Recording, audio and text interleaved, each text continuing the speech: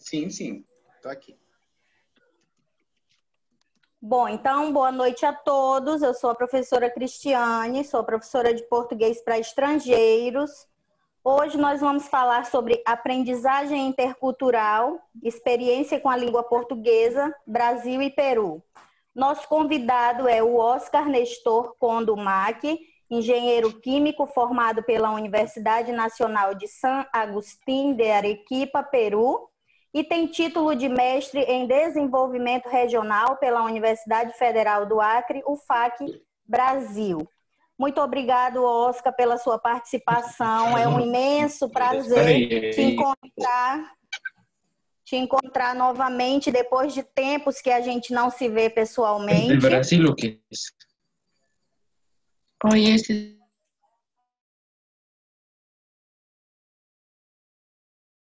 Profesora, no se escucha.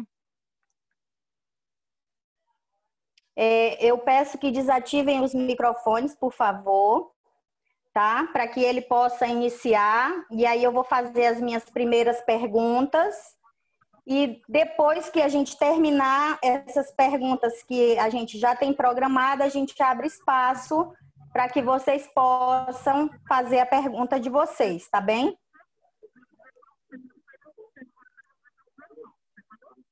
Tá bem.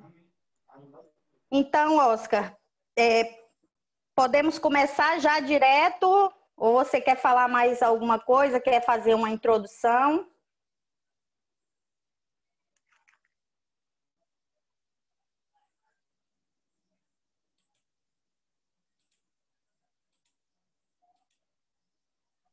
Lo desactivó su micrófono, profe. Sim, eu vou colocar aqui.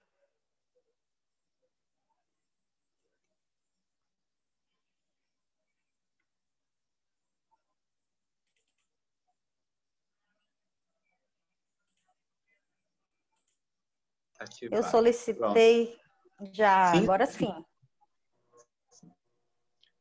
É assim mesmo, essas tecnologias essas plataformas, né? A gente está aprendendo a usar. É verdade. Primeira vez que estou usando o Zoom.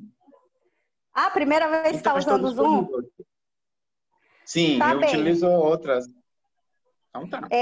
Eu coloquei aqui como primeira pergunta, por que você escolheu o Brasil?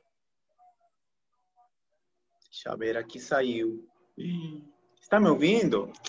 Sim, estamos ouvindo. Ai, não sei o que aconteceu, sumiu aqui da minha tela. Ah, agora sim.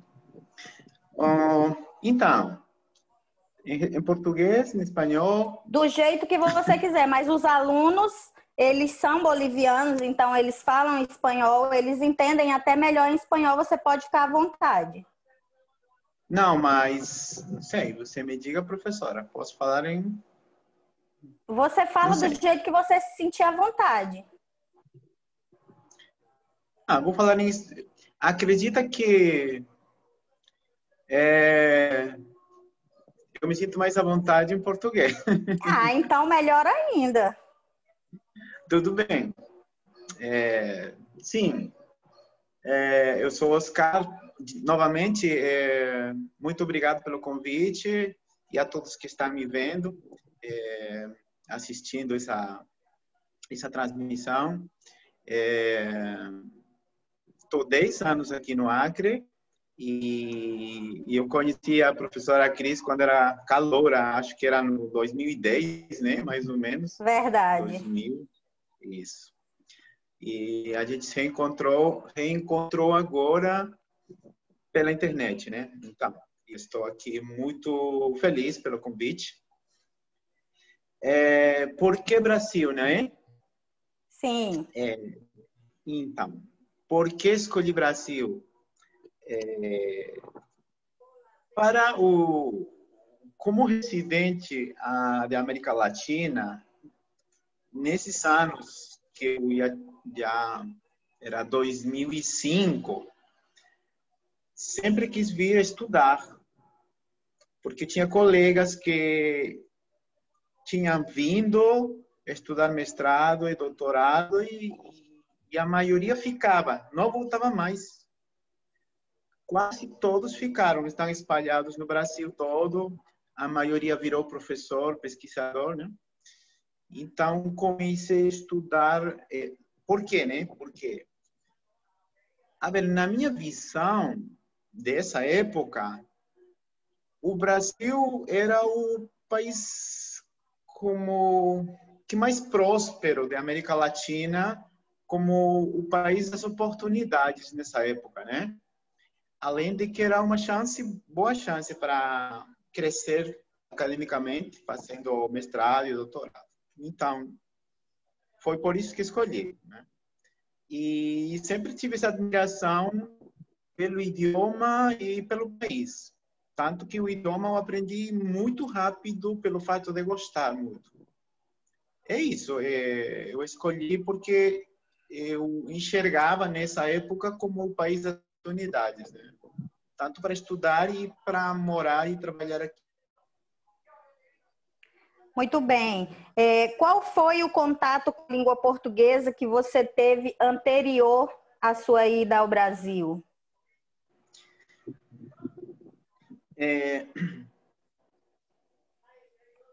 Inicialmente, antes de decidir vir no Brasil, eu não tinha nenhum tipo de conhecimento, nenhum mesmo sobre o idioma, né? Lá no 2005, 2006, quando eu decidi, mas eu não vim nessa época, tá? Não, assim, comecei a estudar em 2006. Quando decidi vir no Brasil, procurei primeiro aprender o idioma, né? Porque tem sabe-se que quando você quer ir no Brasil estudar pós-graduação, né?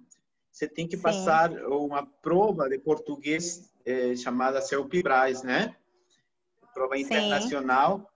Então, eu procurei uma escola de línguas. Eu não sei se tem na Bolívia, mas acredito que tem em vários países da América do Sul. Chama-se Instituto Cultural Brasileiro. Tá? Instituto Cultural Peruano Brasileiro. Aí é uma escola na qual ensinam não somente o idioma, sino costumes e tem um festival e todo, comemoram aniversário do Brasil, todo, é como se fosse um clube, né? E comecei a estudar lá. Acho que estudei uns 6 meses. E depois acabou o dinheiro, na verdade. Mas eu aprendi nesses 6 meses bastante. Eram professores brasileiros de diferentes lugares do Brasil, né? Tanto que a gente aprendia com um sotaque diferente. Sotaque de mineiro. No seguinte período aparecia um professor nordestino e aí nos ensinava outras coisas. Além de nos ensinarem o idioma mesmo, né? Nos ensinavam também costumes. Tinha professor que nos ensinou a preparar caipirinha, nos ensinou a preparar brigadeiro e essas coisas, né? E como eu tinha muita admiração pelo país e pelo idioma, esse é o segredo, né? Entendeu? Quando você gosta de algo, aprende e corre, fica muito fácil. E eu sempre tinha ouvido, e eu não sei se isso é verdade, mas parece que é verdade, né? Funciona.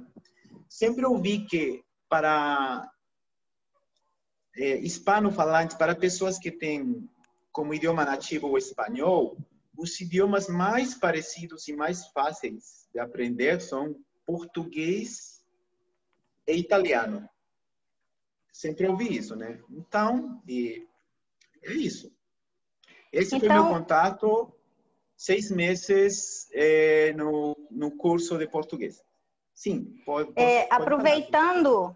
aproveitando essa deixa que você me deu, sendo que se o português é uma língua, uma das mais fáceis para o hispano-falante conseguir aprender, você acha que você teve um choque nessa parte da aprendizagem quando você chegou? Você aprendeu no curso algumas regras gramaticais, algumas coisas sobre a cultura, mas quando você foi viver essa língua, que choque de realidade você teve? Era o que você aprendeu? Foi o que você esperava? Ou você se assustou com algumas coisas? Pessoal, a ver, é muito diferente o português do dia a dia. É muito diferente, né? No ensino que eu tive de português, nos ensinaram, como você fala, professor, as regras gramaticais, tudo. Mas se um português normal, português apegado a apegado às regras do português, não é? Mas também os professores brasileiros lá eram cientes de que a gente tinha que aprender o que eles chamavam frases idiomáticas de cada região. Então, tinha, por exemplo, professor mineiro, que ele nos ensinava tudo que era falar com trem, né? Ah, uma mulher Sim, bonita era tremendo trem trem, essas coisas. bom. Mas era próprio de Minas, né? E o outro nos ensinava outras frases lá do Nordeste. E quando eu cheguei aqui no Acre, nunca tive professor acreano, então é muito diferente. Mas não foi impossível, né? Porque eu, no início, eu falava muito certinho, parecia um português estranho, né? Todos me entendiam, mas era um português, parecia de um nerd, que é todo apegado, tudo certinho. E com o passar do tempo, eu aprendi as gírias, as frases idiomáticas próprias do dia a dia do Acre, mas demorei porque tem muita coisa que não ensinam na escola de português, mas aqui eu falava coisas que não eram a tradução certa e os colegas ficavam rindo muito de mim. É isso. Ai, qual foi a maior dificuldade com relação à língua portuguesa quando você chegou? Qual foi a maior dificuldade? Foi se comunicar para conseguir moradia, para resolver os documentos, para estudar, ou com as pessoas que você estava convivendo? Você chegou e já foi conviver com pessoas peruanas? Você tinha amigos aí que puderam lhe receber, ou você teve já esse impacto de ter que resolver tudo já falando o idioma?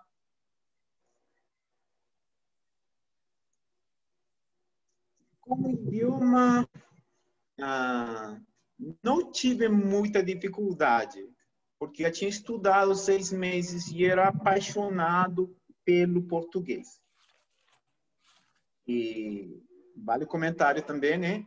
Chegando, eu já tinha conhecido uma namorada que sempre me apoiava em alguma coisa, mas no início, mas para que fique bem claro, né? Quando eu não vim, assim, esse plano de eu estudar português no Brasil, no Peru e vir fazer o mestrado, doutorado, não deu certo, porque isso foi em 2005, 2006, 2007 e, na verdade, foi abortado, né?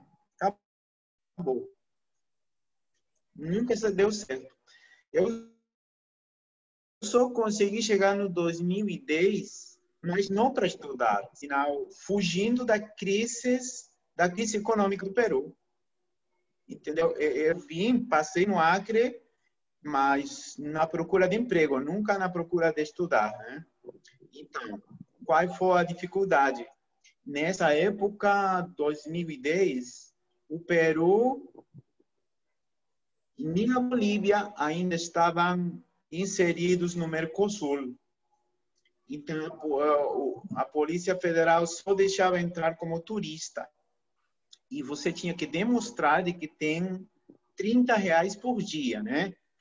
Você Sim. disse, eu quero ficar uma semana, então tem que ter a quantidade de R$ 30 por dia para uma semana. Te davam só isso. E depois você tinha que sair do país, né? Eu já fui até expulso do país porque não tinha o dinheiro, né? E assim, então, e o que fazia, né? Conheci alguns amigos aqui que me ajudavam.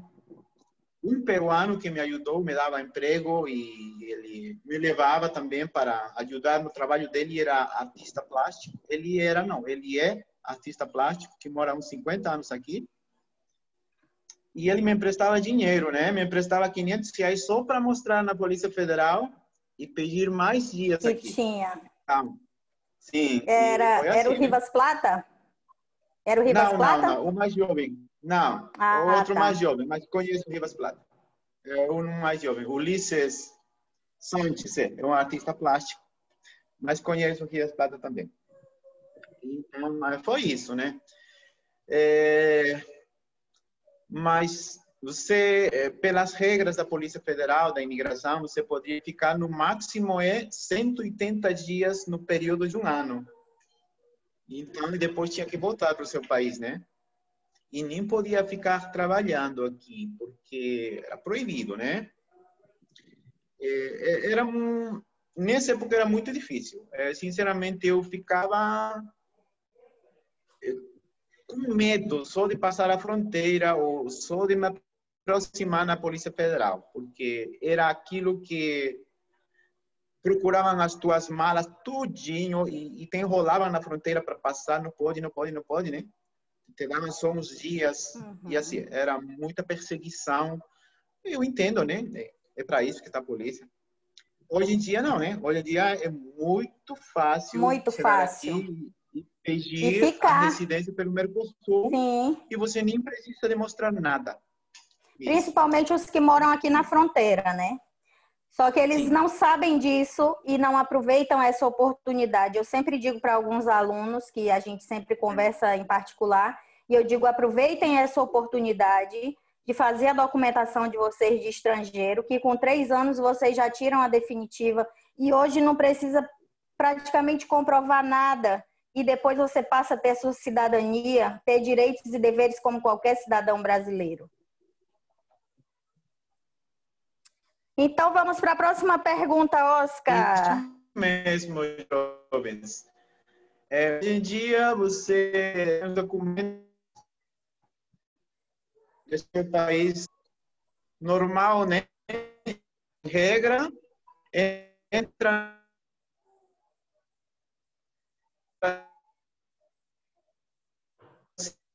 Para mim, está falhando. Também. Está falhando. Está falhando, Oscar. Travou.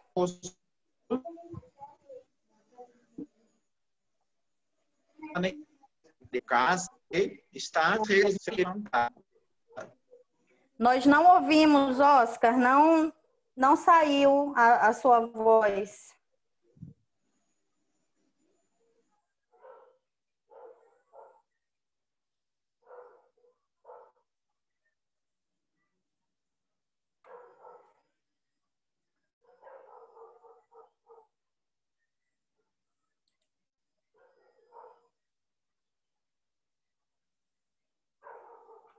Olá.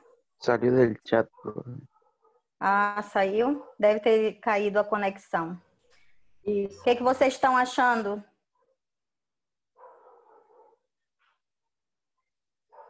Estão gostando? Está interessante? Sim.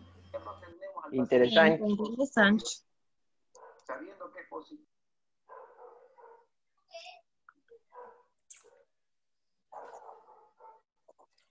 Vamos esperar ele conectar outra vez. Eu vou apertar aqui para pausar. Tem uma queda na internet. Essas coisas acontecem. É verdade. Às vezes eu Voltei. tô dando minha aula e acontece. Tá, então a próxima pergunta era: você fez algum tipo de proficiência na língua portuguesa quando você foi estudar?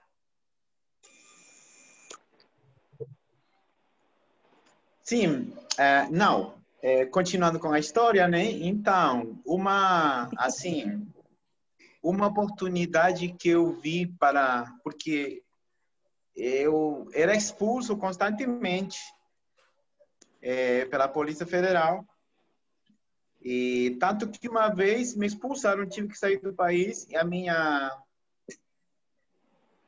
o meu passaporte ficou marcado para sempre, até depois de alguns anos tiraram do sistema.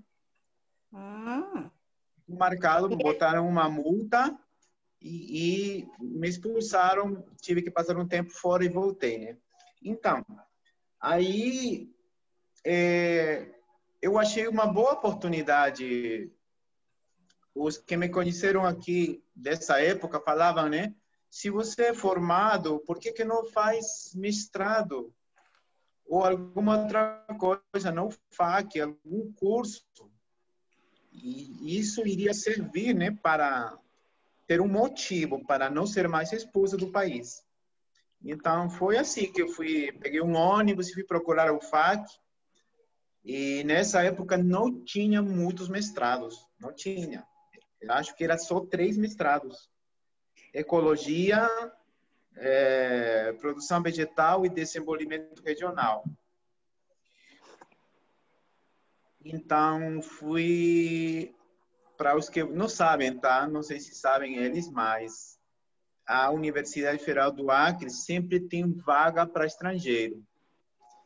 Exatamente. Então, eu procurei produção vegetal, era mais para agrônomo, aí não me encaixei. Ecologia eu até queria. Aí me falaram, não, tem que ser biólogo. Na verdade, não era, né? Só que eles queriam mais alguém que conheciam, na verdade. Fui em desenvolvimento regional e me abriram as portas. Não, aqui é multidisciplinário e tal, né? E sabem qual é o que é o melhor? Que eles tinham 2 vagas para estrangeiro, tanto boliviano e peruano, né? Então eu não tinha que concorrer às vagas normais. Né? Sim, já é vaga direta. Sim, e eu era o único concorrente para 2 vagas, né? Eu fiz um projeto, inventei aí e tal, depois eu entrei e ganhei bolsa, né? Então, eu já tinha dinheiro para me manter e eu tinha um motivo para ficar 2 anos no Brasil e a Polícia Federal não me expulsar, né? E foi assim. Eu tive uma dificuldade que foi com, pode falar. Assim, para quem quer vir no Brasil, né? Certidão de nascimento. No Peru, a gente não usa certidão de nascimento a não ser para casar, entendeu? Aqui no Brasil me pediam para tudo. Para conta de banco, certidão de nascimento. Eu perdi 2 meses de bolsa, mas depois, no final do mestrado, me devolveram a bolsa. Então é isso.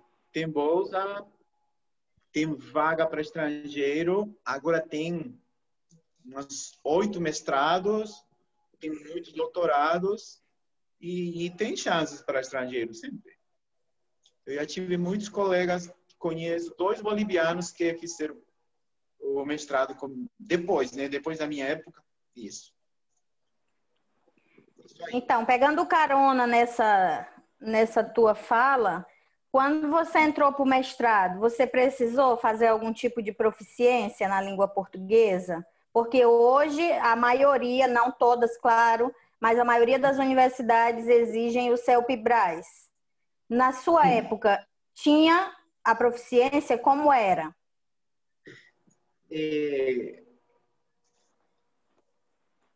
Só para comentar, os meus colegas que foram parar em outras partes do Brasil tiveram que fazer, né? Foi eles que me falaram, tem que estudar português lá na tua terra para fazer a prova, né? Mas como na UFAC, nessa época, como eu falei, eram os primeiros mestrados dessa época. E eles não tinham ainda implementado. Então, o coordenador se preocupou por mim, né? Podia entender, porque no mestrado é muita leitura, muito trabalho, livros e livros e livros, e tem que escrever também. Mas como não tinha ainda implementado essa prova, né? E só para vocês saberem, eu acho que se não fui o primeiro, ou deve ter sido o segundo dos peruanos na UFAC, então. Entendeu? Eles não tinham também experiência com estrangeiros ainda, não sabiam que documentos exigir e tudo isso, né? Então, eu não fiz. Eu só fiz uma entrevista E eu acho que o coordenador gostou que eu falei que tinha estudado, né? E que eu fui um dos primeiros lugares lá na escola de português. Sim, para voltar um pouquinho lá, o que me ajudou, né? Lá no 2006, meu professor Tiago Rodrigues, até agora tenho contato com ele, era filho de um pastor missionário, mas ele era professor lá. E como sempre eu gostei do português, eu pedia para ele, me passa música, me ensina isso, me ensina. E ele conversava e me passava CDs com música sertaneja dessa época, Chitauzinho e Chororó, Bruno e Marrone, dos antigos, né? Mas era música bacana e o sotaque. Aí ele me falou, você conhece Orkut? Eu digo, não sei o que é isso. Ele me ensinou, eu tirei, sendo peruano, em 2006 já tinha Orkut. E comecei a conversar com as pessoas. E todo o trabalho que me deixava na escola, eu pedia ajuda dos brasileiros até na pronúncia. Até na pronúncia. Então, é por isso que eu fiquei no primeiro lugar da turma, né? E eu tinha falado isso para o coordenador. Eu estudei 6 meses e eu fui o primeiro lugar. Eu estudei com professores brasileiros e aí ele disse, mas tu vai dar conta? Vai dar conta disso? E aí ele me faz assinar um documento de compromisso de que eu estou aceitando dar conta com o português. Então, foi só isso. Não fiz realmente uma prova de proficiência. Claro. Até porque eu creio que eles pediram para assinar esse documento como garantia de que depois você não ia dizer, olha, eu não estou conseguindo porque eu não sei assimilar a língua. Então, eles iam dizer, não, mas você assinou um documento se responsabilizando, você tem que cumprir. Sim. Quer seguir ou eu passo para outra pergunta? Não, pode perguntar. Tá. Pode continuar. Eu coloquei aqui, qual foi a sua experiência como professor, tendo que falar em português com seus alunos? Gente, é muito difícil, né, no início. E até agora, continua sendo. Eu acho que até agora, a minha dificuldade é uma pronúncia... eu tenho sotaque, né? E tem alguns alunos que, com o tempo, se acostumam um pouco. E alguns fingem que entendem, mas às vezes não entendem. É a pronúncia mesmo, a dicção. Então, tem coisas que eu não consigo falar, né? Tem letras, por exemplo... tem letras, por exemplo, que eu queria te perguntar. Meus alunos têm muita dificuldade, por exemplo, com a letra Z, né? Dezembro, Z. Então, eles têm dificuldades com a letra Z, por exemplo. Para falar a palavra dezembro, muitos falam decembro, com o som de C. E outra dificuldade... são nas palavras com a letra S entre vogais, que também tem o som de Z, como casa. Então, eles ainda falam caça. Tu ainda, depois de todos esses anos, ainda tem essa dificuldade? Ainda eu tenho. Sinceramente, ainda eu tenho e eu não consigo. A única que eu consegui corrigir é o uso da V e da B. Entrou na minha cabeça, porque... no espanhol, a gente, e não sou eu, né? Se você vê um cantor, qualquer entrevista de alguém que fala espanhol, qualquer famoso, não faz a diferença entre V e B. É costume quem fala espanhol, mas aqui me cobrava muito e isso eu consegui corrigir. V, vaca, burro, né? A diferença da V e da B. Sim. Consegui, mas... da C, não consigo, professor. Não, até agora não consigo. Eu creio que sempre vai existir palavras que a gente tem dificuldade. Eu, por exemplo, no espanhol, tenho dificuldade com R vibrante, né?